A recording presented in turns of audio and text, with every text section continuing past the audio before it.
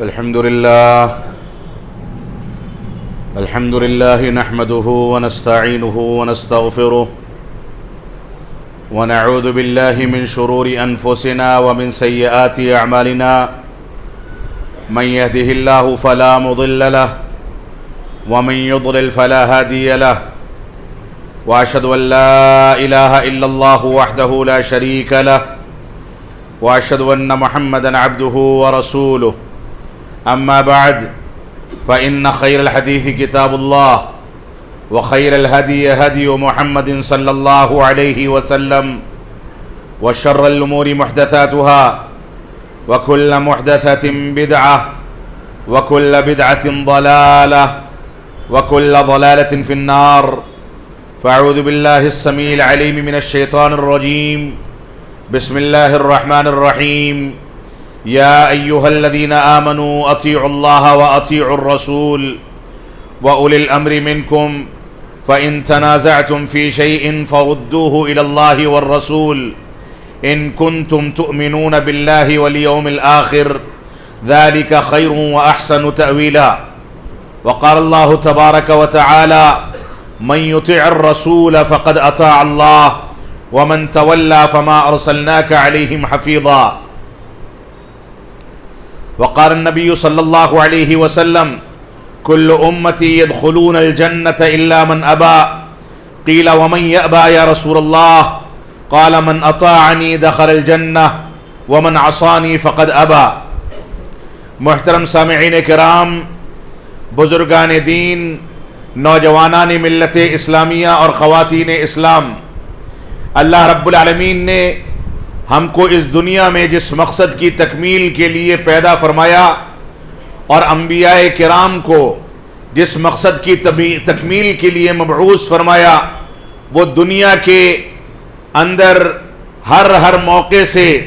رب کائنات نے ہمارے سامنے بیان فرما دیا۔ قرآن مجید کا مطالعہ آپ کر لیں، حدیث رسول کا مطالعہ کر لیں، سیرت رسول کا مطالعہ کر لیں،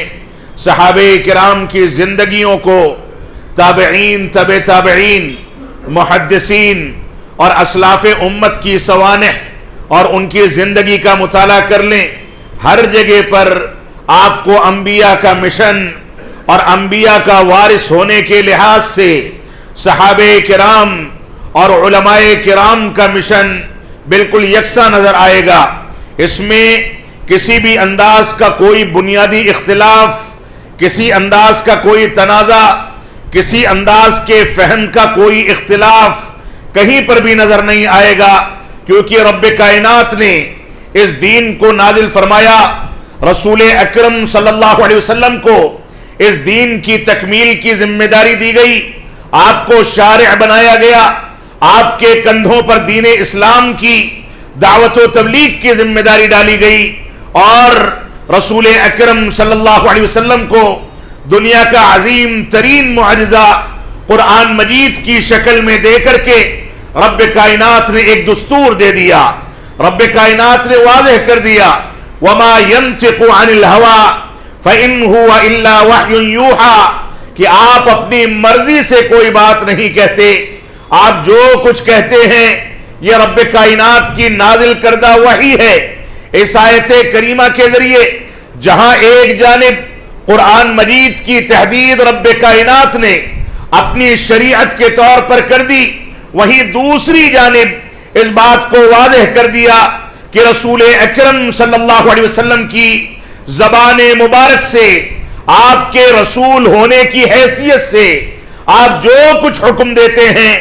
جن چیزوں پر چلنے کا طریقہ بتاتے ہیں، جس طریقے سے عبادت کرنے کا حکم دیتے ہیں، جن چیزوں سے روکتے ہیں،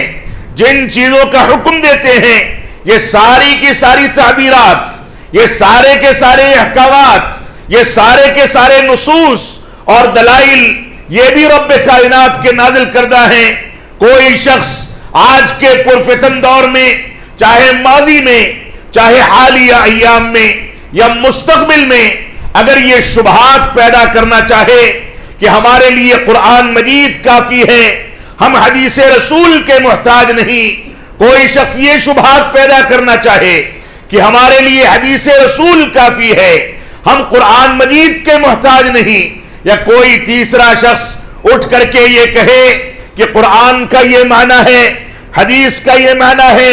اس کے ظاہری مفہوم کو اختیار کر لیا جائے اور اس کا نمبر، اس کی آیتیں ایسے ایسے ہیں،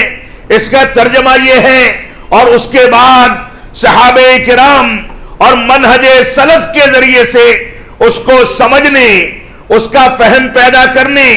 اس کی تفسیر اور اس کی شرح و تفسیر کرنے کی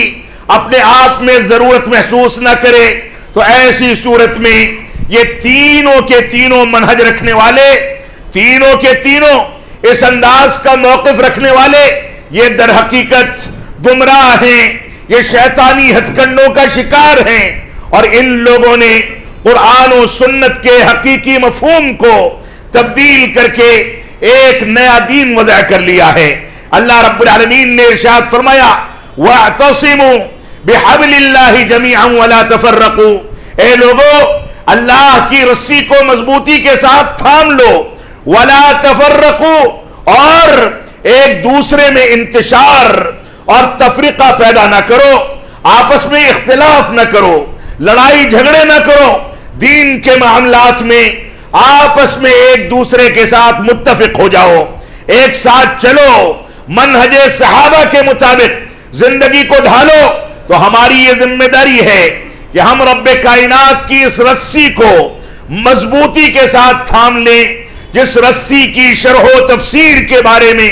صحابہ کرام اور بالخصوص عبداللہ بن عباس اور دوسرے کبار صحابہ کرام فرماتے ہیں کہ یہاں حبل، اللہ رب العالمین کی حبل یعنی رسی سے مراد قرآن مجید اور سنت رسول کو صحابہ کرام اور سلف صالحین کے فہم پر سمجھنا ہے۔ تو آج کے دور میں یہ فتنہ بھی مسلمانوں میں موجود ہے کہ ہمارے لیے قرآن مجید کافی ہے، یہ فتنہ بھی موجود ہے کہ قرآن مجید ناقص ہے،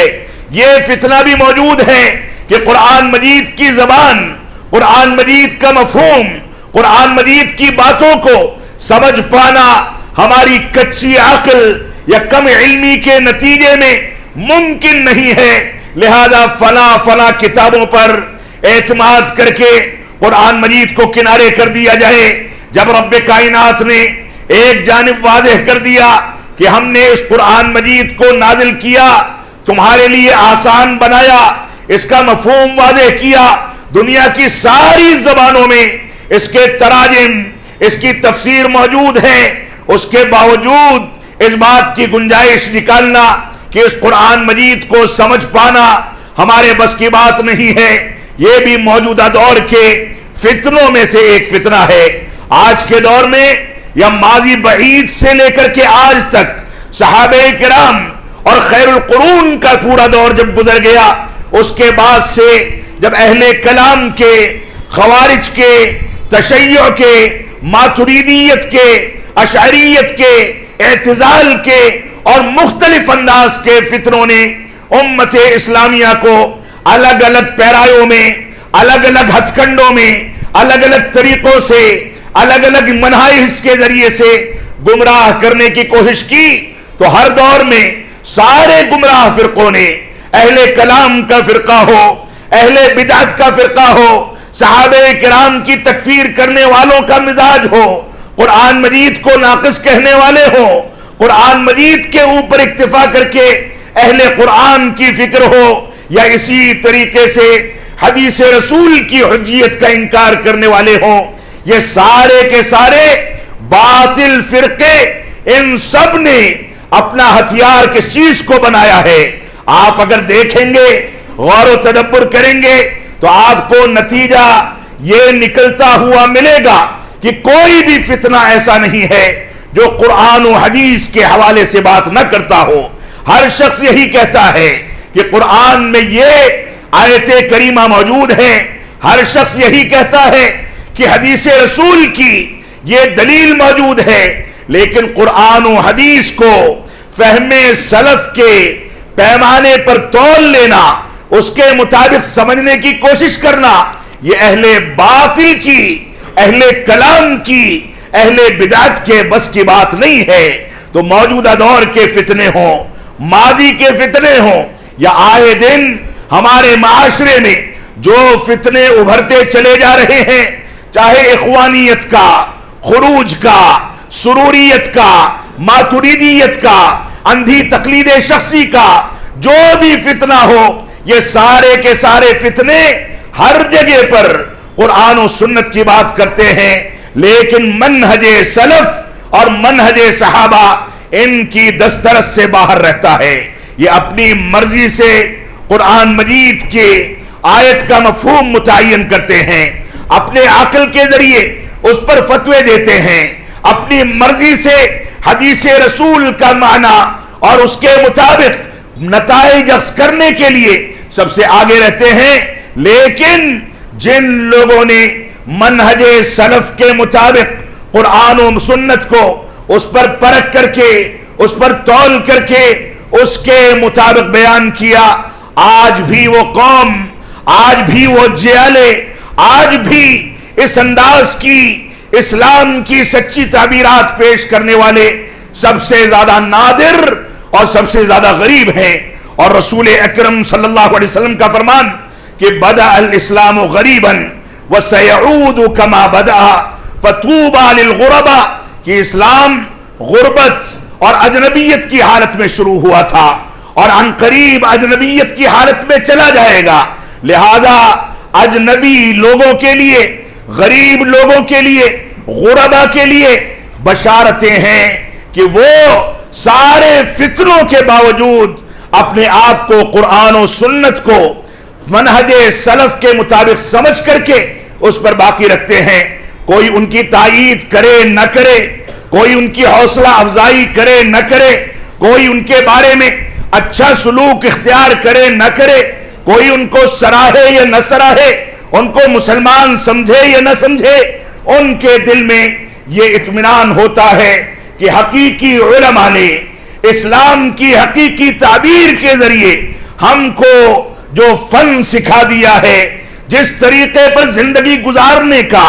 سلیقہ سکھا دیا ہے، وہی ہماری دنیا کی کامیابی اور وہی ہماری آخرت کی کامیابی ہے۔ لہذا منہج سلف کی اہمیت، منہج سلف کی ضرورت، منہج سلف کو سمجھنا، منہج سلف کے مطابق زندگی گزارنا، یہ آج ہماری بنیادی ذمہ داری ہے۔ اور اللہ رب العالمین نے ہم کو اسی بات کا حکم دیا کہ ہم اسی طریقے پر چلیں، اور اس کی 3 بنیادیں ہیں۔ ایک بنیاد قرآن مجید کی آیتیں ہیں، اس قرآن مجید کو صحابہ کرام کی شرح و تفسیر کے مطابق سمجھنا، خوارج کی تفسیر سے بچنا، تفسیر بالرائے سے بچنا، اپنی مرضی سے قرآن مجید کی آیتوں کی شرح و تفسیر کرنے سے پرہیز کرنا، یہ قرآن مجید کے بنیادی حقوق ہیں۔ یہ قرآن مجید ہمارے لیے رشد و ہدایت کی کتاب ہے۔ یہ قرآن مجید ہمارے لیے سب سے زیادہ سیدھا، سب سے زیادہ مضبوط اور سب سے زیادہ مستحکم راستہ پیش کرنے والی کتاب ہے۔ اللہ رب العالمین نے اسی وجہ سے فرمایا ان ھذا القرآن یہدی للتی ہی اقوم، یہ قرآن تمہاری سب سے زیادہ مضبوط راستے کی جانب رہنمائی کرنے والی کتاب ہے۔ اور اگر کوئی آدمی اپنے آپ کو قرآن مجید سے وابستہ رکھنا چاہتا ہے اور یہ دعویٰ کرتا ہے کہ ہم حدیث رسول کے محتاج نہیں ہیں، تو وہ گمراہ ہے، وہ گمراہ ہے، وہ گمراہ ہے، کیونکہ قرآن مجید ہم کو نماز پڑھنے کا حکم دیتا ہے، لیکن حدیث رسول میں اس کی تفصیلات ملتی ہیں۔ قرآن مجید ہمیں کسی بات کا حکم دیتا ہے اور حدیث رسول میں یہ طاقت موجود ہے کہ قرآن مجید کے کسی حکم کو منسوخ کر دے۔ قرآن مجید ہم کو کسی بات کا حکم دیتا ہے، اور جہاں قرآن مجید ہم کو حکم دیتا ہے وہیں رسول اکرم صلی اللہ علیہ وسلم کی احادیث اس سلسلے میں ہماری رہنمائی کرتی ہیں۔ جب اسلام کی ابتدا ہوتی ہے، نبی آخر الزمان جناب محمد الرسول اللہ صلی اللہ علیہ وسلم غار حرا میں توحید کی تلاش میں، معبود حقیقی کی تلاش میں سرکردہ رہتے ہیں، تو وہاں پہلی وحی اقرأ بسم ربک الذی خلق جب یہ نازل ہوتی ہے تو زبان رسالت سے سب سے پہلا کلام ما انا بقاری جو نکلتا ہے، جہاں ایک جانب اقرا بسم ربک الذی خلق یہ قرآن مجید کی پہلی آیت کریمہ تھی، وہیں ما انا بقاری کی شکل میں حدیث رسول کی ابتدا ہو گئی۔ ایک گاڑی کے دو پہیے، ایک ترازو کے دو پلڑے، اور اس بات پر امت اسلامیہ کا اجماع ہے کہ حجیت کے لحاظ سے، دلیل کے لحاظ سے جو مقام قرآن مجید کا ہے عین وہی مقام سنت رسول کا ہے۔ دونوں میں تفریق پیدا کرنے والا گمراہی کا شکار ہے۔ تو رب کائنات نے ہم کو اپنی رسی مضبوطی کے ساتھ پکڑنے کا حکم دیا۔ جو آیت کریمہ ابتدا میں آپ کے سامنے تلاوت کی گئی، اللہ رب العالمین نے اس کے بارے میں ارشاد فرمایا، یا ایھا الذین آمنوا اطیعوا اللہ واطیعوا الرسول واولی الامر منکم فان تنازعتم فی شیء فردوه الی اللہ والرسول ان کنتم تؤمنون باللہ والیوم الآخر ذالک خیر واحسن تأویلا۔ یہاں رب کائنات نے ہمارے منہج کو واضح کر دیا، فرمایا اے ایمان والو، ایمان لانا تمہارے لیے کافی نہیں ہے۔ اے ایمان لانے والو سن لو، آیت کریمہ میں جو ضوابط ذکر کیے جا رہے ہیں وہ تمہارے لیے رہنما اصول ہیں۔ رب کائنات نے فرمایا اللہ رب العالمین کی اطاعت کی جائے، قرآن مجید کے مفہوم کو منہج سلف کے مطابق سمجھا جائے، قرآن مجید کی شرح و تفسیر کو صحابہ کرام کے اقوال اور حدیث رسول کے مطابق سمجھنے کی کوشش کی جائے، تبھی رب کائنات کی اطاعت ہو پائے گی، توحید کے تمام تقاضوں کی تکمیل کی جائے گی، تبھی رب کائنات کی اطاعت ہو پائے گی۔ تو فرمایا یا ایھا الذین آمنوا، اے ایمان والو، اطیعوا اللہ واطیعوا الرسول، اللہ اور اس کے رسول کی اطاعت کرو۔ اللہ رب العالمین کی اطاعت کے، اس پر ایمان لانے کے، اس کی توحید کے تقاضوں کے مکمل طریقے سے دستور اور ضوابط ذکر کیے گئے ہیں، اور رسول اکرم صلی اللہ علیہ وسلم کی اطاعت کا حکم دیا گیا، یعنی رسول اکرم صلی اللہ علیہ وسلم نے جو کچھ ہم کو حکم دیا ہے اس کے اوپر عمل کیا جائے، جن چیزوں سے روک دیا ہے ان چیزوں سے اجتناب کیا جائے، عبادت کرنے کا جو طریقہ بتا دیا ہے اسی طریقے پر عبادت کو انجام دیا جائے۔ ایسا نہ ہو کہ ایک ہی صف میں کھڑے ہونے والے الگ الگ ائمہ کی تقلید کر کے ان کی فقہی آراء اور فقہی فتووں کے مطابق نمازیں ادا کریں۔ آپ سمجھ لیں قبر میں آپ سے رسول اکرم صلی اللہ علیہ وسلم کی ذات گرامی کے بارے میں سوال کیا جائے گا، آپ کے امام، آپ کے فقیہ، آپ کے مفتی کے بارے میں سوال نہیں کیا جائے گا۔ ہمارے لیے راہ نجات کیا ہے؟ ہمارے لیے راہ نجات قرآن و سنت کو فہم صحابہ پر سمجھنا ہے۔ اللہ رب العالمین نے آگے فرمایا وَأُولِي الْأَمْرِ مِنْكُمْ، اور تمہارے درمیان جو ولی امر ہے، جس کو تمہاری ذمہ داریاں دی گئی، غیر اسلامی ممالک میں جو قرآن و سنت اور فہم صحابہ کے مطابق تیار ہونے والے علماء ہیں، وہ تمہارے لیے ولی امر کا حکم رکھتے ہیں۔ ایسے افراد جو علماء کی توہین کریں، علماء بیزاری کو اختیار کریں، ایسے افراد جو علماء کے خلاف سازشیں کریں، وہ کبھی بھی اس آیت کریمہ پر عمل پیرا نہیں ہو سکتے۔ تو فرمایا اللہ اور اس کے رسول کی اطاعت کرو اور ولی امر کی اطاعت کرو۔ غیر مسلم ممالک میں یہ ولی امر تمہارے ائمہ اور علماء کی شکل میں تمہارے درمیان موجود ہیں۔ اور اس کے بعد فرمایا دستور کا اگلا ٹکڑا بیان کرتے ہوئے فرمایا فَإِن تَنَازَعْتُمْ، سن لو کہ اگر تمہارے درمیان فی شیئن، کسی بھی چیز میں اختلاف ہو جائے، نکرہ کا لفظ استعمال کیا گیا، کسی بھی چیز میں اختلاف ہو جائے، عقائد کے مسائل ہوں، منہج کے مسائل ہوں، فروعات ہوں، نوافل ہوں، واجبات ہوں، تلاوت کلام پاک کا مسئلہ ہو، دنیاوی امور ہوں یا دینی امور ہوں، حج بیت اللہ کے مسائل ہوں، زکوٰۃ کے مسائل ہوں، ارکان اسلام کے یا ارکان ایمان کے مسائل ہوں، شادی بیاہ کا مسئلہ ہو، رکعت تراویح کا مسئلہ ہو، رفع الیدین کرنے نہ کرنے کا مسئلہ ہو، آمین بالجہر کا مسئلہ ہو، کوئی بھی مسئلہ ہو، اگر تمہارے درمیان اختلاف ہو جاتا ہے تو اس اختلاف کا صرف ایک حل ہے جس کو رب کائنات نے اس آیت کریمہ میں ذکر کر دیا. فرمایا فَإِن تَنَازَعْتُمْ فِي شَيْءٍ، تمہارے درمیان کسی چیز میں اختلاف ہو جائے فَرُدُّوهُ إِلَى اللَّهِ وَالرَّسُولِ، تو اپنے اختلاف کو اللہ اور اس کے رسول کی جانب لوٹا دو. یہاں ولی امر کو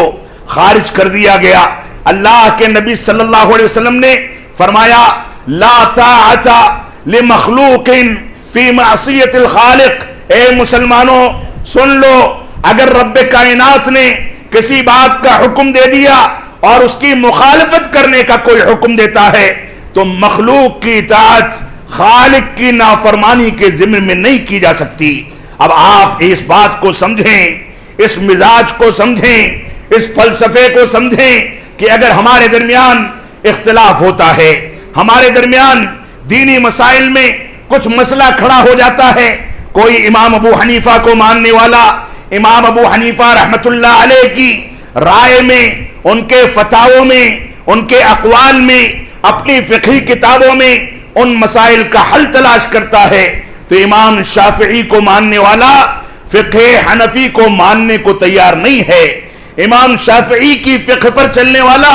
احناف کی رائے کو اور ان کے فتوے کو ماننے کے لیے تیار نہیں ہے. حنابلہ مالکیہ کو نہیں مانیں گے، مالکیہ حنابلہ اور احناف اور شافعیہ کو نہیں مانیں گے. لہذا ان مسائل کا ایک ہی حل ہے، وہ حل یہ ہے کہ اپنے معاملات کو اللہ اور اس کے رسول کے حوالے کر دیا جائے. دنیا میں کوئی بھی ایسا بدبخت مسلمان نہیں ہو سکتا جس کو یہ کہا جائے کہ رسول اکرم صلی اللہ علیہ وسلم کا فرمان تم کو اس جانب بلاتا ہے، اس کے باوجود وہ اس کا انکار کر کے اپنے امام کے جھنڈے کے نیچے جا کر کے کھڑا ہو جائے. وہ جانتا ہے کہ ہم کو دین اسلام اور دین اسلام کی شرح و تفسیر بتانے والے یہ اللہ اور اس کے رسول ہیں. یہ ائمہ کرام قابل احترام ہیں، یہ ائمہ کرام متقی اور پرہیزگار تھے، یہ علماء تھے، لیکن اسلام نے ان کی تقلید کا حکم نہیں دیا. اور شیخ الاسلام علامہ ابن تیمیہ رحمت اللہ علیہ فرماتے ہیں کہ وہ منہج، وہ طریقہ، وہ دستور، وہ ضوابط جس پر اہل سنت والجماعت چلتے ہیں، یہ دستور اور طریقہ اللہ رب العالمین نے امام ابو حنیفہ رحمت اللہ علیہ کی، امام مالک کی، امام شافعی کی، امام احمد بن حنبل کی پیدائش سے بہت مدت پہلے ہی مکمل کر دیا تھا. اور یہ طریقہ صحابہ کرام کا طریقہ ہے، یہ طریقہ صحابہ کرام کا فہم ہے، یہ طریقہ صحابہ کرام کی زندگی کی بنیادوں پر بنائے گئے اصول و ضوابط کا طریقہ ہے. لہذا ہماری یہ ذمہ داری ہے کہ دین کو سمجھنا ہے تو صحابہ کرام کے عہد مبارک میں خیر القرون کے ذریعے سے دین کو سمجھنے کی کوشش کریں. تو رب کائنات نے فرمایا فَإِن تَنَازَعْتُمْ فِي شَيْءٍ فَرُدُّوهُ إِلَى اللَّهِ وَالرَّسُولِ، اگر تمہارے درمیان کوئی اختلاف ہو جائے تو اپنے اختلاف کو اللہ اور اس کے رسول کی جانب لوٹا دو، کیونکہ اسی میں تمہارے لیے عافیت ہے، اسی میں بھلائی ہے. اگر تم یوم آخرت پر اور رب کائنات پر ایمان رکھتے ہو تو اس دستور کو اپنا لو، یہی تمہارے لیے راحت کا سامان ہے. اور دوسری آیت کریمہ جس کی میں نے تلاوت کی اس میں رب کائنات نے واضح کر دیا مَن يُطِعِ الرَّسُولَ فَقَدْ أَطَاعَ اللَّهَ، جس نے رسول کی اطاعت کر لی گویا اس نے اللہ رب العالمین کی اطاعت کر لی. کسی امام کی تقلید کرنے سے نہ رسول کی اطاعت لازم آتی ہے، نہ رب کائنات کی اطاعت لازم آتی ہے. اور رب کائنات نے خود اس بات کی گواہی دے دی کہ میرا نبی جس بات کا حکم دے دے اس پر جو چلے گا گویا میری اطاعت کرنے والا ہے، میرے مطابق چلنے والا ہے۔ رسول اکرم صلی اللہ علیہ وسلم کے بارے میں رب کائنات نے اسی وجہ سے فرمایا قل ان کنتم تحبون اللہ فاتبعونی یحببکم اللہ ویغفر لکم ذنوبکم۔ اللہ رب العالمین نے فرمایا اگر تم چاہتے ہو کہ میں تم سے محبت کرنے لگوں، تم چاہتے ہو کہ میری محبت کو پالو، میری محبت کے لیے اپنی زندگی کو خاص کر لو، تو ایسی صورت میں نبی آخر الزمان کی پیروی اور آپ کی اتباع کرنا یہ تمہارے لیے لازم اور ضروری ہے۔ اور کیوں نہ ہو، وہ نبی جس کے گھر میں 3 مہینے تک چولہا نہیں جلتا تھا، وہ نبی آخر الزمان جس نے دین کے لیے اپنی ساری زندگی قربان کر دی، وہ نبی آخر الزمان جس کو پوری زندگی بغیر پیبند کے کپڑے پہننے کو نہیں ملے، وہ نبی آخر الزمان جس کے گھر میں کھانے کا سامان نہیں ہوتا تھا۔ اما عائشہ فرماتی ہیں کہ مرض الموت کے عالم میں رسول اکرم صلی اللہ علیہ وسلم کو جب بھوک لگی تو آپ کی زرہ ایک یہودی کے پاس گروی رکھ کر کے ہم نے 1 سا یا 2 سا جو ادھار لی، اس کو لا کر کے پکایا اور نبی آخر الزمان کے بھوک کی آگ کو کم کیا گیا۔ جس نبی آخر الزمان نے یہ قربانیاں پیش کی ہوں، جو پتھر باندھ کر کے اپنے پیٹ پر بھوک کو برداشت کرتا ہو، وہ نبی آخر الزمان اس بات کا مستحق ہے کہ عقلی لحاظ سے بھی اور دلائل کے لحاظ سے بھی اس کی پیروی کی جائے۔ دنیا کا کوئی امام، کوئی فقیہ، کوئی مفتی، کوئی امام، کوئی عالم ایسا دکھا دیا جائے جس نے ہمارے نبی آخر الزمان یا صحابہ کرام کی تکلیفوں کے بالمقابل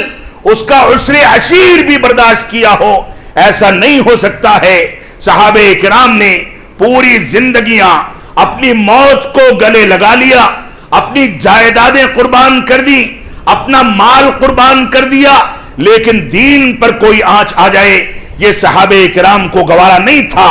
تو منہج سلف کی ضرورت اس وجہ سے ہے کہ ہم ان پاکیزہ شخصیات کے مناہج، ان کے اصول و ضوابط کو اخذ کرتے ہیں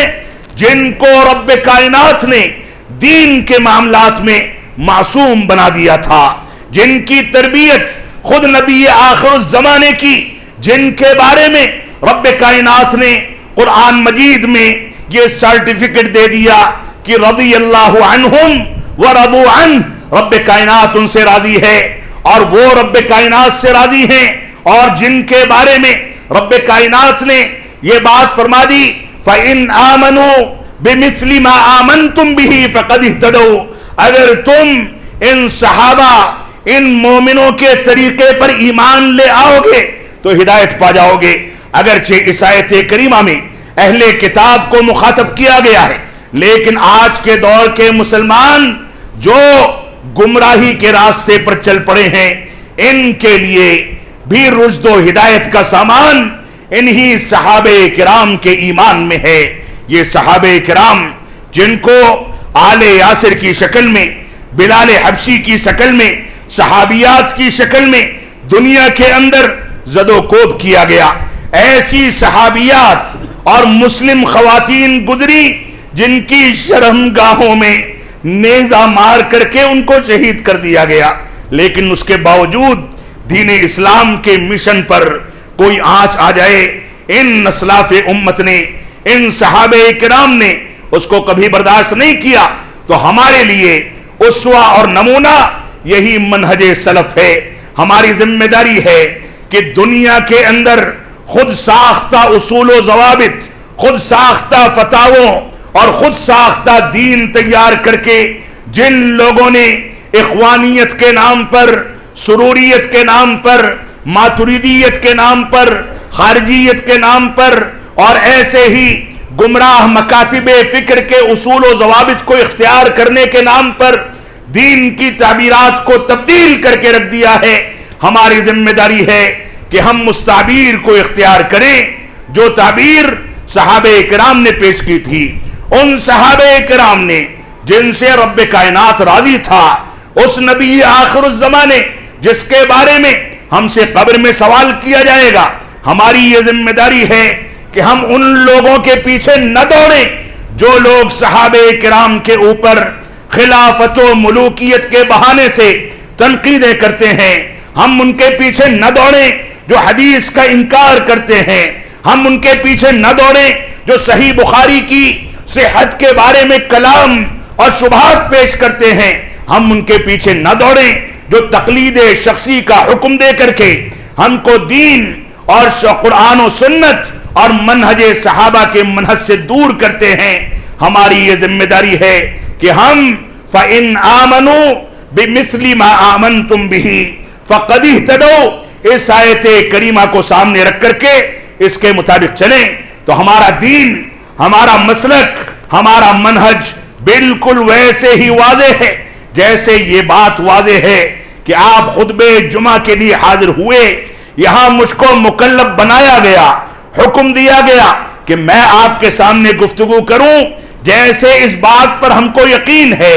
ہم کو اس بات پر یقین ہے کہ ہم شہر پونا کے اندر موجود ہیں، ہم کو اس بات پر یقین ہے کہ یہ دن کا وقت ہے، اوپر سورج تل ملا رہا ہے، جیسے ہم کو اس بات کا یقین ہے کہ ہمارا گھر کہاں پر ہے، ہماری آنکھیں کہاں ہیں، ہماری ناک کہاں ہے، ہمارے کان کہاں ہیں، ہمارا دل کہاں ہے، جیسے ہم کو اس بات پر یقین ہے ویسے ہی ہم کو اس بات پر بھی یقین ہے کہ منہج صحابہ اور منہج سلف کے علاوہ کوئی ایسا دستور، کوئی ایسا طریقہ کبھی ہمارے سامنے قابل قبول نہیں ہو سکتا جس کو رشد و ہدایت کا سامان کہا جائے۔ اور آپ اہل کلام، اہل بدعت کے طریقے پر جا کر کے دیکھ لیں، اسلاف امت نے اہل کلام کے طریقے کی تردید کی ہے، اہل بدعت سے دور بھاگنے اور ان سے برات کا اعلان کرنے کا حکم دیا ہے۔ آج مصلحت پسندی، صلح کلی اور دین کے نام پر اپنے اصولوں سے تنازل کرنے کے فتنے نے ہم کو اس بات پر آمادہ کر دیا کہ ہم صحابہ کرام پر انگلیاں اٹھانے والوں کے ساتھ محبت اور الفت کا اظہار کریں، ان کے ساتھ بیٹھیں، ان کو اپنا دوست بنائیں۔ آج مصلحت پسندی اور صلح کلی کی پالیسی نے ہم کو اس بات پر آمادہ کر دیا کہ جو لوگ قرآن مجید کی غلط شرح و تفسیر پیش کرتے ہیں ان کو لے کر کے ہم چلیں، جبکہ ہماری ذمہ داری ہے کہ ہم قرآن و سنت کے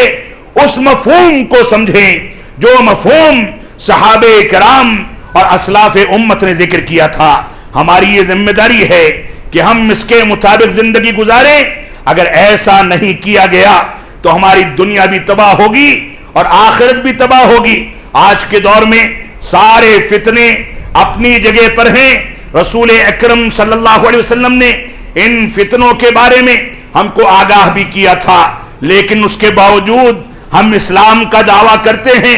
مسلمان ہونے کا دعویٰ کرتے ہیں، یہاں تک کہ اہل حدیث اور سلفی ہونے کا دعویٰ کرتے ہیں، اس کے باوجود ہمارے مناہج، ہمارا طریقہ، ہمارا وتیرہ ایسے لوگوں کے ساتھ ملنے جلنے، ایسے لوگوں کو برداشت کرنے، ایسے لوگوں کے لیے مصلحت کے نام پر اور صلح کلی کے نام پر گنجائش نکالنے کے وتیرے پر مبنی ہے کہ ہم نے سب کو ایک کر کے سب کے اسلام کو صحیح قرار دے دیا۔ اگر اسلام صحیح ہے تو وہی صحیح ہو سکتا ہے جو رسول اکرم صلی اللہ علیہ وسلم نے پیش کیا، جو صحابہ کرام نے برت کر کے دکھایا۔ لہذا ہماری یہ ذمہ داری ہے کہ ہم قرآن و سنت اور فہم سلف صالحین کی جانب رجوع کریں۔ رب کائنات ہم کو ان باتوں کی توفیق عطا فرمائے، ہم کو اس بات کی توفیق عطا فرمائے کہ ہم دنیا کے کسی بھی خطے میں رہیں، کہیں بھی زندگی گزاریں، کسی بھی میدان میں کام کریں، کوئی بھی وتیرہ اختیار کریں، دنیا کمانے کے لیے کوئی بھی وسیلہ اور کوئی بھی ذریعہ اختیار کریں، لیکن ہمارے سامنے یہ حقیقت واضح رہنی چاہیے کہ دین کے، رب کائنات کے، رسول اکرم صلی اللہ علیہ وسلم کے، صحابہ کرام کے، قرآن مجید کے منہج صحابہ اور منہج سلف کے جو تقاضے اور جو حقوق ہیں اس میں ہم کسی بھی انداز سے تنازل نہ کریں، اور اس بات کو سمجھ لیں آج ہمارے اوپر ظالموں کو مسلط کر دیا گیا، آج ہم غلامی کے انداز کی زندگی گزار رہے ہیں، آج ہم پریشان ہیں، بے چین ہیں، چین و سکون ہماری زندگی سے رخصت ہو چکا ہے۔ اس کا بنیادی سبب ہمارے سامنے مسلط ہونے والے اغیار نہیں ہیں، بلکہ ہم نے خود اپنی عملی کوتاہی، منہج کے خلل، عقیدے سے دوری، توحید کے تقاضوں کی تکمیل نہ کرنے، سنت رسول کو نہ اپنانے، بدعات و خرافات اور شرکیات کی مختلف شکلوں کو اپنا لینے کے نتیجے میں ہم نے اپنے لیے خود مصیبتیں مول لی ہیں۔ رب کائنات کا فرمان ہے وَلَا تَهِنُوا وَلَا تَحْزَنُوا وَأَنْتُمُ الْأَعْلَوْنَ إِن كُنتُم مُؤْمِنِينَ۔ اے لوگوں سن لو، نہ تمہارے لیے کوئی سستی اور کاہلی ہے، نہ کوئی افسوس کا مقام ہے، نہ کوئی ڈر کی بات ہے، نہ کوئی گھبراہٹ کی بات ہے، تم ہی سربلند رہو گے ان کنتم مؤمنین، اگر تم نے ایمان کو حقیقی معنی میں اختیار کر لیا۔ اور ایمان کی سچی اور صحیح ترین تعبیر جو صحابہ کرام نے یا صحابہ کرام کی طرز زندگی، ان کی شرح و تفسیر اور ان کے اقوال کی بنیاد پر اسلاف امت نے ذکر کر دی ہے، وہی حقیقی ایمان ہے۔ اگر مسلم معاشرے کا جائزہ لیا جائے تو محض ایمان کی تعریف، ایمان کی تعبیر، ایمان کے ارکان، ایمان کی شرائط، ان چیزوں میں اختلاف کی بنیاد پر پورے کے پورے مسالک اور پورے کے پورے مکاتب فکر وجود میں آ گئے ہیں۔ کوئی ایمان کی کچھ تعریف کرتا ہے اور اس کے بعد اس کو صحیح کرنے کے لیے اپنے خود ساختہ اصولوں کے ذریعے اس کو ڈھالتا ہے، جبکہ حقیقت میں ہمارے لیے یہ بالکل واضح اور قطعی بات ہے کہ صحابہ کرام نے نبی آخر الزماں کی صحبت میں رہ کر کے دین کی، ایمان کی، اسلام کی، دین کے مختلف احکامات کی جو تعبیر اور جو شکل بیان کر دی، وہی آخری اور حتمی شکل ہے۔ رب کائنات ہم کو قرآن و سنت کے مطابق زندگی گزارنے کی توفیق عطا فرمائے۔ رب کائنات ہم کو منہج صحابہ اور منہج سلف کی جانب رجوع کر کے اس پر جم کر کے زندگی گزارنے، اس پر استقامت اور استحکام اختیار کرنے کی توفیق عطا فرمائے۔ ہم جب تک جئیں جب تک اسلام پر جئیں، جب ہمارا خاتمہ ہو تو ایمان پر ہو۔ بارک اللہ لنا ولکم فی القرآن المجید ونفعنی وإیاکم بالآیات والذکر الحمید انہ تعالی جواد کریم ملک بر الرؤوف الرحیم۔